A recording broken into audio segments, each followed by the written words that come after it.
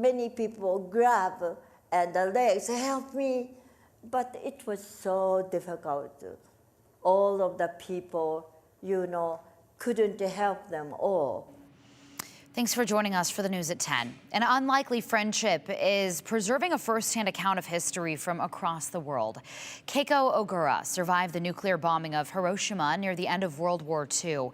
It's estimated that bomb killed more than 100,000 Japanese civilians. And now Ogura is traveling the world sharing her story. As Andrew Bartline tells us, Japanese language students at the University of Idaho are working with her to help people understand the horrors that she lived through. Andrew? Yeah, and Morgan, this goes back to last year when Keiko spoke at the University of Idaho. These students got the chance to meet with her and hear that story firsthand, and their skills now, too, are helping spread that same story to others. Pictures. It's history. After the bombing. Few living today for other can testify. Survivors. But Keiko Ogura. Then I'll tell you what happened. She remembers nearly 8 decades later. On 6th of August, my father said, Keiko, you shouldn't go to school. And she didn't. This photo. Because Keiko. I was under this mushroom, cried. A Hiroshima survivor. Now a teacher today. Yes. Yeah. We were actually sitting in the classroom. Yeah. Impressing upon Andrea Golden. Yes. And Madison Buckles. She is very, very involved in a lot of the politics surrounding nuclear warfare. A position explained here. This is a kamishibai. It literally translates to a paper theater. For the first time in English, unbound pages. Wait, this one.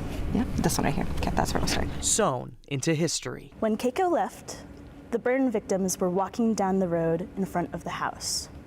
1, 2, 3 lines. They walked in rows, burnt arms outstretched. And then, nothing like this. At that time, they were told not to give water to the burn victims. Keiko, being so young, didn't know that. I didn't give them any either, Keiko lied. After realizing her mistake, the death of those 2 people became an unforgettable incident for Keiko. She was 9 years old. We only see half of the story. We only see the part from the American side. We don't see what actually happened to each individual person in Hiroshima and the death that they witnessed at the hands of what we did. With current events, it's really easy to look at war and other things like this from a very objective perspective. But in reality, everybody is human. A lesson best learned outside the classroom, traveling to Hiroshima. Yes, we did. To meet with Keiko. It made everything seem very real. So that really just puts into perspective everything as well. Perspective. But many of my classmates died. Spelled out firsthand on stage. But now I want to share what I saw, what I felt, what I smelled. But now in perpetuity. Where is it? Played oh, it's right here. In the English paper theater. We're hoping for it to get published, like officially published at some point, so that way we can spread it to more areas of the country.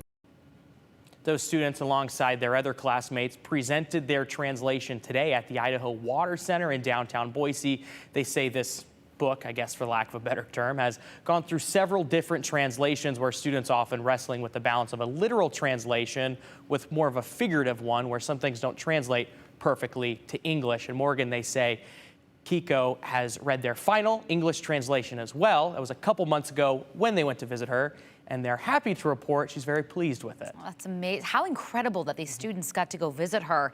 Yeah. I can't help but notice how beautiful the drawings were too. Where did they get those? It was a high school student in Japan who did the drawings. So oh my gosh. A lot of people coming together to keep this history alive. Oh, and so much talent. All right, Andrew Bartline, thank you.